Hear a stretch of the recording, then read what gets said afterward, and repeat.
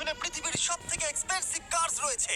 মজা করছি না, আমরা আমাদের হাতে পেয়েছি টোটাল $250 মিলিয়ন এর কার্স। তার মধ্যে একটার দাম $1 আর আমরা সেগুলোকে ওড়াবো, জলের উপরে চালাবো, ড্রাইভ করব আর এমনকি আকাশে উড়বো। এই সমস্ত গাড়িগুলো কেন তো দামি আপনাদেরকে দেখাবো। শুরু করব আমরা এই $1 গাড়িটাকে দিয়ে। এটা তো পুরো একটা জঞ্জাল। আপনি কেন এটাকে $1 বিক্রি করে দিচ্ছেন? তুমি দেখতেই পাচ্ছ এটা কোনো কাজের নয়। আমি এর উপর সময় আর টাকা নষ্ট করতে চাই না। যদি আপনি এই ডলারটা ধরেন তাহলে ডিল ফাইনাল। আমি এখনো বলবো এটা হলো একটা জঞ্জাল, কিন্তু যখন আমরা এর উপরে $20,000 খরচা করলাম এটা চলতে শুরু করলো। ঠিক আছে, এবার তাহলে ব্যাড বয়কে স্টার্ট করা যাক। ও, আমি তো ভাবিনি এটা স্টার্ট হবে। এই গাড়িটা চলছে কিভাবে? কত ধোঁয়া বেরোচ্ছে, এটা তো পাগলামি। $1 কার, $1 কার, $1 কার, $1 কার।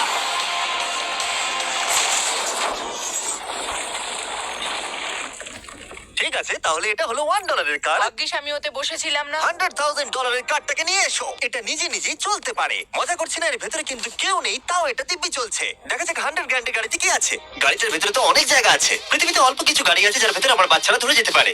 তোমার আবার বাচ্চা আছে? হ্যাঁ, তোমরা সবাই চলো এটাকে নিয়ে ঘুরে আসি। টেসলা কেনার আসল কারণ হলো এটা নিজে নিজেই চলতে পারে। ঠিক আছে, আমি কিন্তু আর গাড়িটাকে চালাচ্ছি না। ও, এটা লেন চেঞ্জ করছে। এটা বলছে। এটা সত্যি নিজে নিজেই চলছে। Throttle-টা দেখো, আমি দেখো। কিন্তু থ্রটাল দিইনি আর স্টিয়ারিং ও আমি হাত দিচ্ছি না। জিমি, তার মানে তুমি বলছো যে তুমি ঘুমোতে ঘুমোতে গাড়ি চালাতে পারবে? না, একদম করবে না। ও, okay. চলো দেখা যাক গাড়িটা কত জোরে যেতে পারে। আমি পেছন থেকে হেলে গেলাম। এটা আমাকে ভয় পাইয়ে দিয়েছে। এটা তো সবে মাত্র শুরু। পরে এমনও গাড়ি আমরা দেখাবো যা লিটারালি প্লেন হয়ে যাবে আর উড়বে। কিন্তু এখন আরে ল্যাম্বোটাকে দেখো। ও, ধাক্কা লেগে যাচ্ছিল। এখানে চাবি লাগানো আছে, তাও এটাকে কেউ চুরি করেনি। যদিও এই গাড়িটার দাম দ্বিগুণ, তবু এই গাড়িটার ভেতরে জায়গা অনেকটাই কম। জানি না কেন এই গাড়িটার দাম 200K, কারণ এর ভেতরে আমি ফিটই হচ্ছে না। কি জানে ল্যাম্বরগিনি কিভাবে চালাতে হয়? আচ্ছা, এটা চালু হয় কি করে? আমার মনে হয় এই শিফটারটা টিপতে হবে। ঠিক আছে, তাহলে আমরা এখন রাস্তায় নেমে পড়েছি।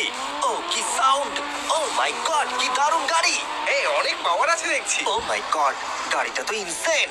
আমি আস্তে করে থ্রটাল দিলে গাড়িটা খুব জোরে দৌড়চ্ছে। আমার ড্রাইভ করা সবথেকে ফাস্টেস্ট কার এটা। যদি তোমরা কোনো ভালো গাড়ির সন্ধান করে থাকো তাহলে ডেফিনেটলি এটা সেই কার। আর এবার আমরা $300,000 এর গাড়িটাকে দেখাবো। আর এটা হলো সম্ভবত পৃথিবীর সবথেকে সেফ কার। এটা ট্যাঙ্কের মতো মনে হচ্ছে। আচ্ছা, এটা কি মিলিটারিদের গাড়ি নাকি? হ্যাঁ, এটা কিন্তু খুব উঁচু। তুমি এটাকে ল্যাম্বরগিনির সাথে কম্পেয়ার করো না। হ্যাঁ, ঠিকই বলেছো। চলো এবার দেখা যাক এই গাড়িটা কেন তো সেফ। প্রথমেই দেখাবো এই বুলেট প্রুফ উইন্ডো যেটা এতটা মোটা। এই গাড়িটাতে একটা এক্সপ্লোসিভ প্রুফ আর্মার আছে। পরে এটাকে আমরা টেস্ট করব। কার, তুমি কি বাটনটাকে প্রেস করতে চাও? না, একদমই নয়। স্মোক স্ক্রিন বাটনটা টিপতে চাও? প্লিজ। ওহো, ওহো, এটা তো দারুণ। এখানে তো পুরো ধোঁয়ায় ভরে গেছে। ও মাই গড, কি বাজে গন্ধ! কিন্তু এইসব ফিচার্স গুলো এই গাড়িটাকে একদমই সেফ বানায় না। এই পুরো গাড়িটার চারপাশে এক্সপ্লোসিভ প্রুফ ফ্রেম রয়েছে। আর আমরা প্রথম যারা এই গাড়িটাকে টেস্ট করছে, উদাহরণস্বরূপ ওই $300,000 গাড়িটাকে ওড়ানোর আগে আমরা একটা নর্মাল গাড়িকে ওড়াবো। দেখা যাক প্যাসেঞ্জাররা বেঁচে থাকে কিনা। 3, 2, 1।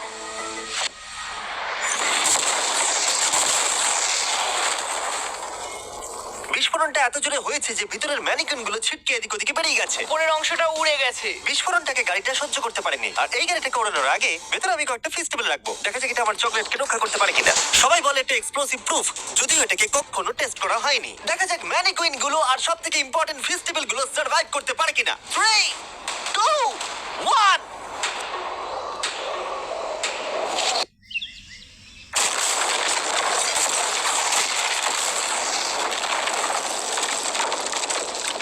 এটা শুধু জাম্প করলো। গাড়িটা ব্লাস্টটাকে সার্ভাইভ করলো, শুধুমাত্র কিছু স্ক্র্যাচেস পড়েছে। উইন্ডোতে একটা ডেন্টও পড়েছে। আরে দাঁড়াও দাঁড়াও দাঁড়াও, ফেস্টিভ্যালস গুলো কোথায়? চ্যান্ডেলার বেরিয়ে যাও। তোমরা মেরে দিলে। ফেস্টিভ্যাল গুলো সার্ভাইভ করেছে। যদি তোমরা এমন গাড়ি চাও যেটা বিস্ফোরণ সহ্য করতে পারবে তাহলে আমি এই গাড়িটাকে রেকমেন্ড করব। কিন্তু যেহেতু আমরা কোনো যুদ্ধে যাচ্ছি না, তাই আমরা $200,000 এক্সট্রা দিয়ে এটা পেয়েছি। $500,000 এর বোট কার। মাটিতে এটা একটা নর্মাল কার, তুমি পার্থক্যটা বুঝতে পারবে না, কিন্তু এটা হলো মজার জিনিস। যেই আমি এটাকে জলে নামাবো এটা তৎক্ষণাৎ বোট হয়ে যাবে। চলো কার, তুমি আগে যাও। বলে আমরা যাচ্ছি। আমার এটা ঠিক মনে হচ্ছে না। আমার এটা ঠিক মনে হচ্ছে না। আমি ওদের আগে পাঠালাম কারণ আমি দেখে নিলাম এটা কাজ করছে কিনা। এটা জলে চলছে না, আমরা ভাসছি। ও, দেখে মনে হচ্ছে কাজ করছে। দেখা যাক এবার কি হয়। ও মাই গড, আমরা জলে গাড়ি চালাতে চলেছি। ও, এবার এটাকে ধরে রাখতে হবে যতক্ষণ না বিপ শোনা যাচ্ছে। বিপ শোনা গেছে। এবার আমি এটাকে নর্মাল গাড়ির মতোই চালাতে পারবো, কিন্তু জলের ওপর দিয়ে। থিয়া, ধরে বসো। হ্যাঁ। এটা তো দারুণ। 5 সেকেন্ড আগে এটা একটা গাড়ি ছিল। তোমাদের সাথে থাকতে পারতাম, কিন্তু আমার গাড়ি এবং বোটে বমি ও পায়। ওকে দারুণ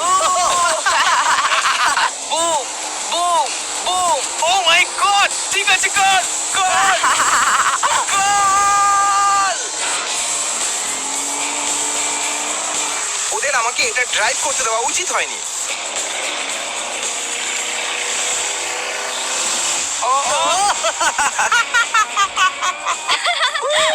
আমরা পেরেছি ভাই।